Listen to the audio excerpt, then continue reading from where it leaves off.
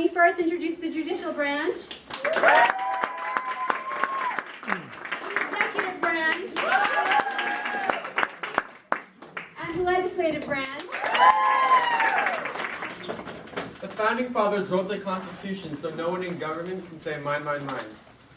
To keep the government equal and fair, checks and balances are used to call it square. Not one branch has too much power. We check each other and we do it every hour. This is to ensure that power isn't unevenly shared. Separation of powers keeps everything fair. The system of checks and balances keeps the government intact. The powers are separated, and that's a fact. Our powers are separate and everyone knows, so don't try stepping on the other branch's toes. We need checks and balances to separate the branches. It helps everyone to know where and what their stance is.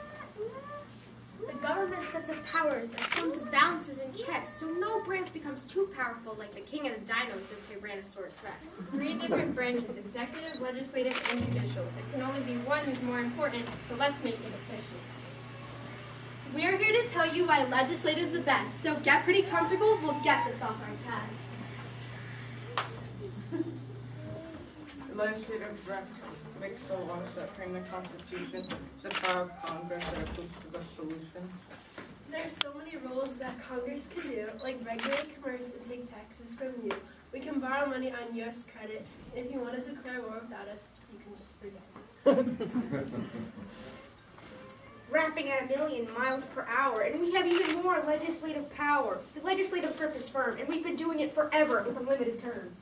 Our total number stands at 535. None of the other branches can touch that big hand in the power.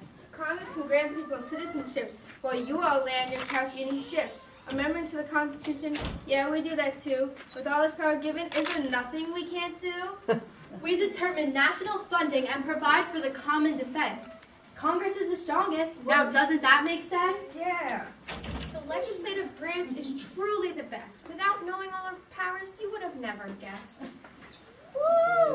As the Constitution divided the government to complete tasks, it always comes down to what the president asks. The legislative might be the branch to create laws, but we carry out and enforce them. That deserves some applause. We make the laws come alive. It's obvious we have the most privilege that we continue to thrive.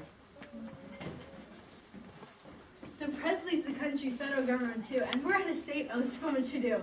Whatever goes on, you'll need to think twice. The cabinet's there to give advice. The executive branch is in charge to carry out laws, even if you think we might have our flaws.